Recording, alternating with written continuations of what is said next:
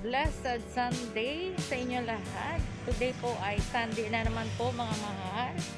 At katatapos lang po namin mag-practice po ng aming worship song para mamaya po sa gawain po. At ito nga po, nandito ako sa labas ngayon ay nagpapalamig-lamig kasi dito po ay fresh po yung hangin at medyo maraming puno mga mahal. At ito po yung aking gagawin na content ngayon po ay pananambahan muli sa ating Panginoon Diyos. At nawa ko sama tayong sulok po ng mundo or labas ng bansa, saan man tayong lugar mga mahal. Ingat tayong lahat at itong araw na ito ilaan po natin sa ating Panginoon Diyos. At kung saan tayo nakaugnay na congregation or sa church ay sa lahat po ibigay natin itong araw nito. Dahil ito po ay pinakamahalaga sa buhay as a Kristiyano or buhay ng isang anak ng Diyos o isang mananampalataya po mga mahal. Dahil yung araw ng it means sa Bible Sabbath, Sunday, kundi ilan natin ito sa Panginoon sa pamagitan po ng pagbabalik ng pasasalamat, pagpuri at pagsamba sa kanya mga mahal. At higit sa lahat yung pakikinig ng salita galing po sa Bible mga mahal. At salamat po mga mahal at nawa po ay tayo po ay gumawi sa bawat churches kung sama tayo ay nakaugnay. See you and thank you. God bless us all and happy blessed Sunday sa inyo lahat. Good morning, good afternoon and good evening. See you. Ito mga mahal ay puno. Yan, isama ko ito para ma-view ko para sa inyo. Punong malaki ito. Ito sa labas po ng church mga mahal. At dong side naman po ay palabas po yan. Papuntang water wall. Tapos dito naman sa kabila dito po yung area ng nakalimutan ko na. Basta marami pong mga ano ba dyan, ibig sabihin mga street.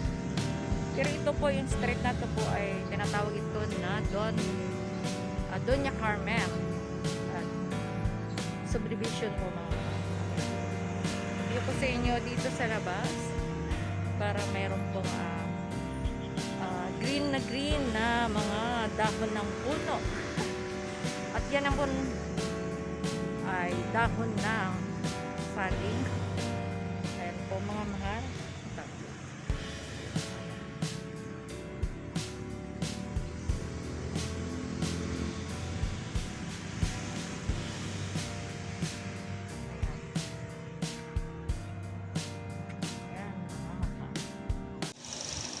Topic po natin is substitution. Sa pamagitan ni Jesus Christ, hindi na doon sa tupa o sa barka, kundi ang mismong Diyos na nagkatawan tao sa pamagitan ni Jesus Christ, siya mismo yung substitution. Mamaya, ano natin papaliwanag. Next slide po. What is the doctrine of substitution? He has simply speaks to that mankind would understand exactly what Jesus came to do.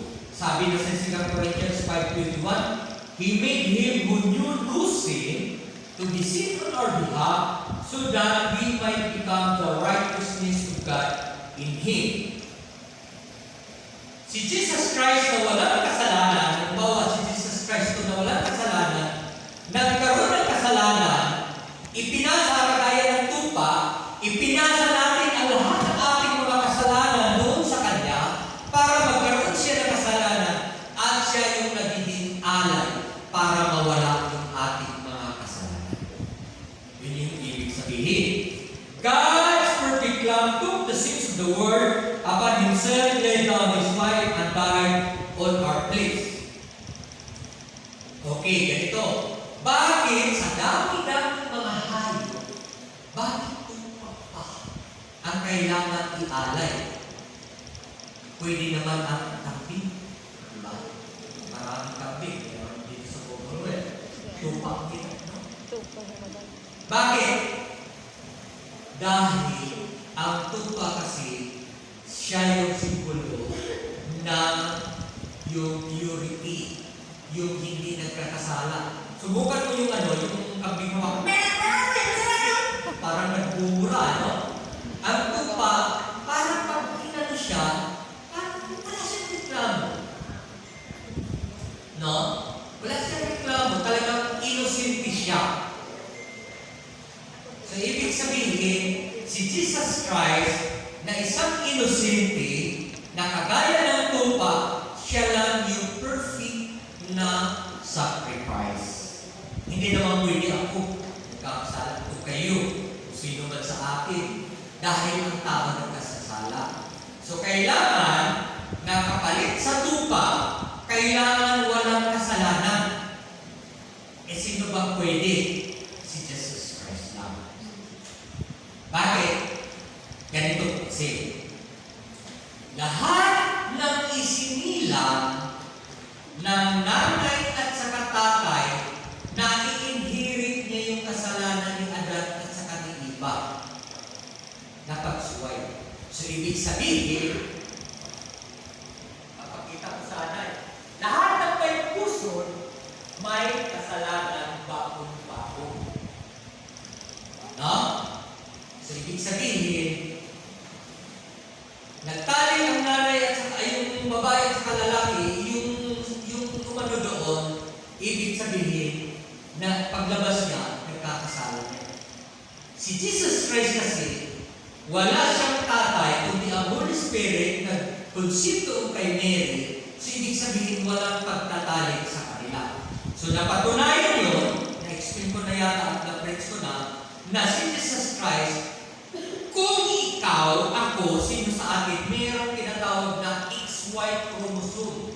No? Ibig sabihin, yung X galing, yung DNA galing sa tatay mo, yung Y naman galing sa nanay mo, ang total noon ay ilan?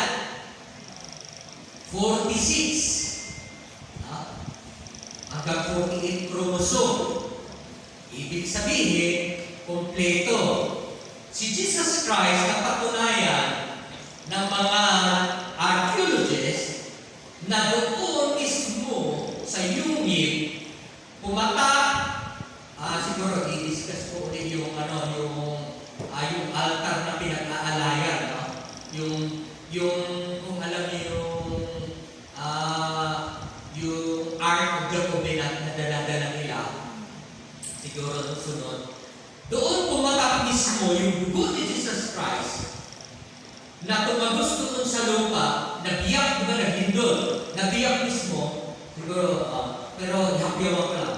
Doon mismo pumatak yung dugo ni Jesus Christ sa Ark of the Covenant na nagsimbolo na He is the perfect offering. Kung paano i-operate sa panahon ni Moses hanggang sa mga Israelita, ganon din po na i-offer yung dugo ni Jesus Christ doon sa Ark of the Covenant.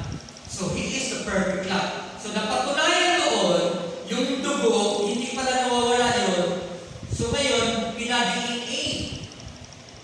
Si Jesus Christ, meron lang, yung chromosome lang niya ay sa kanyang nanay. 23 lang.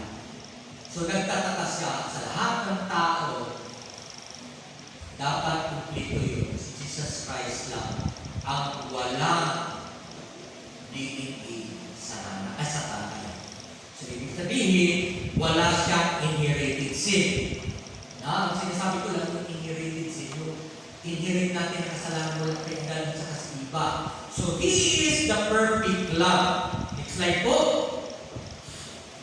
The doctrine of substitution is death of Christ is closely related to expiation. Nandito naman ang expiation. Expiation na po.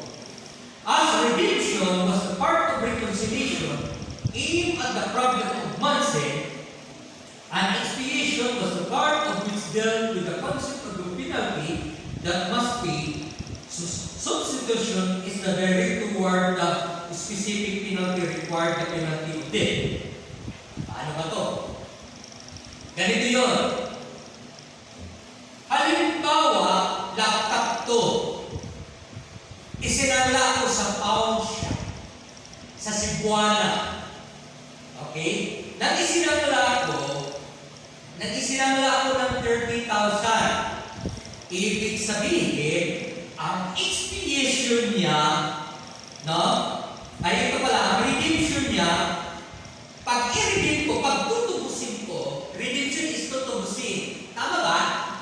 Hinalibawa ko lang yung laptop, sinangla ko. So, kailangan yung tubusin ng 30,000 dahil yun yung pinagsanglaan mo. Yun yung redemption.